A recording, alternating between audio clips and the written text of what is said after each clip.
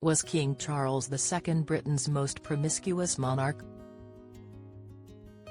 The Mail's Robert Hardman and historian Kate Williams examine the lives of 3 of his many mistresses in new podcast. He was the merry monarch, the king who loved nothing more than a romp in the hay and a booze-fueled party.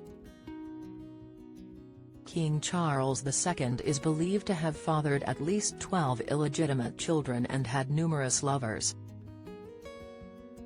But he never produced an heir with his wife, Catherine of Braganza.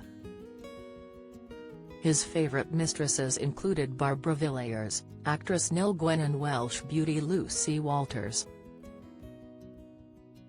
Now, the 17th-century monarch's relationship with those 3 women is being explored in the 5th episode of new Daily Mail podcast Queens, Kings and Dastardly Things.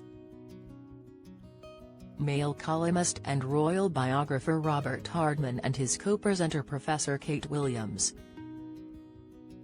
examine whether Charles was Britain's most promiscuous monarch. Mr. Hardman says of Charles, "This week, we're turning our attention to someone who can only be described as one of the most prolific womanizers in royal history. A man who was an early fashion innovator, a scientific innovator, a man who ushered in a new era of hedonism and partying. A man whose illegitimate children numbered at least a dozen, and whose sexual appetite saw him compared to a racehorse." Barbara Villiers, the Countess of Castlemaine, was perhaps Charles' best-known mistress.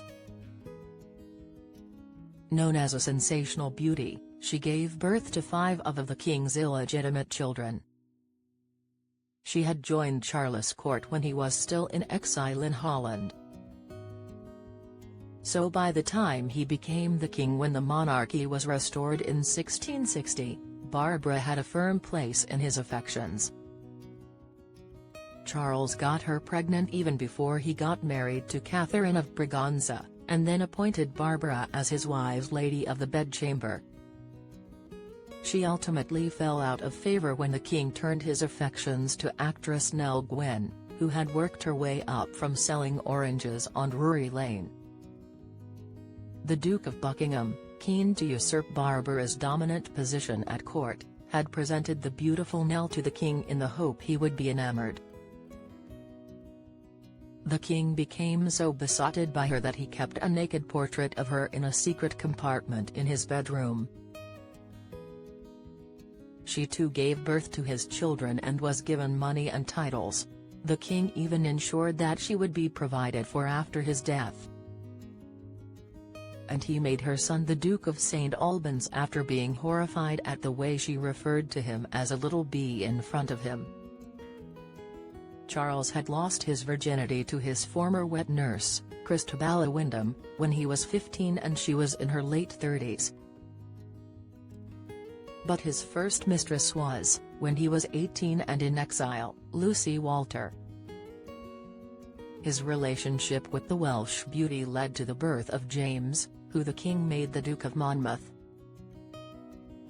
But within 2 years of their relationship starting, Charles had left the continent for Scotland, where he had hoped to regain his birthright. Lucy refused to give up on their romance and was persuaded by the king's friends to return to England in exchange for a yearly allowance. But Oliver Cromwell, then ruling England as Lord Protector, had her arrested and put in the Tower of London. She was then freed and, now penniless, was sent back to the Netherlands. Professor Williams calls her treatment murky and questions why Lucy was sent to England when Charles' friends knew that Cromwell would suspect her. As she and Mr. Hardman reveal in the podcast, her association with the king did not have a happy ending. Her son, the Duke of Monmouth, would go on to launch a rebellion against Charles' successor and brother, King James II. Meanwhile, as the king was cavorting with his mistresses, his wife had been marginalized. The Portuguese queen had tried to stop Mistress Barbara from becoming her lady of the bedchamber, but the king insisted and even cruelly sent her Portuguese ladies-in-waiting home. Professor Williams says, "So it's a very hard life. And on top of that, she knows that people don't like her because she's Catholic. She knows that people think that she's an influence on the king because she's Catholic." Mr. Hardman adds, "It is interesting, Kate, to think of these two sides of Charles II. There's the fun-loving, carousing monarch, but has also got a very dark side, too." Francis Louis XIV, well aware of the king's libido, sent the beautiful Louise de Querouaille to influence his rival. She was tasked with promoting the interests of France and Catholicism while lying with the king.